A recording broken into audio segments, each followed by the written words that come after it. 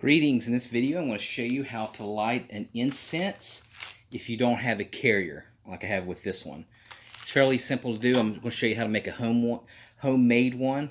So let's get our incense. The only thing you're going to need is a cup, preferably if you have a coffee mug, that's even better, a plate, as you can see here, and of course your lighter and tinfoil. So what I want to do is get my tinfoil, and let's go ahead and push that over. And the reason I like the coffee cup better is because it has a handle and it'll prevent it from rolling.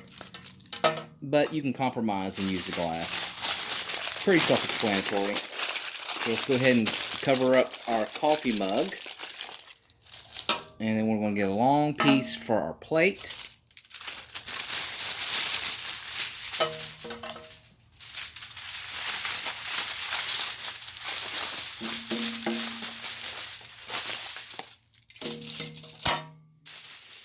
Cover up our plate.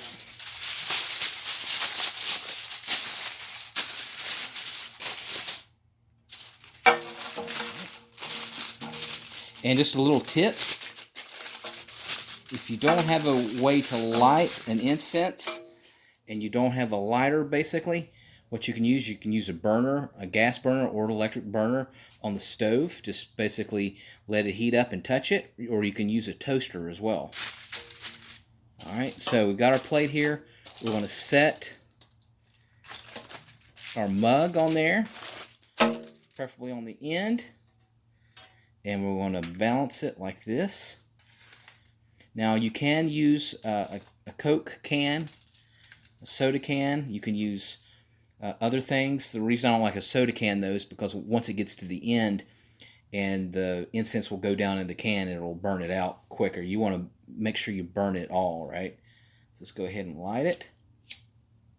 And of course, if you've never burned incense before, you let the flame go. It's going to stink initially, and then after about 3 to 5 seconds, you're going to blow it out, and you should have like a little burn there, like charcoal.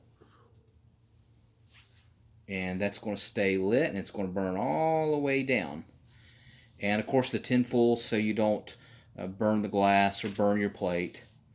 And so that's how you make a homemade incense carrier, flame-proof vessel. All right, thanks for watching, and make sure you subscribe.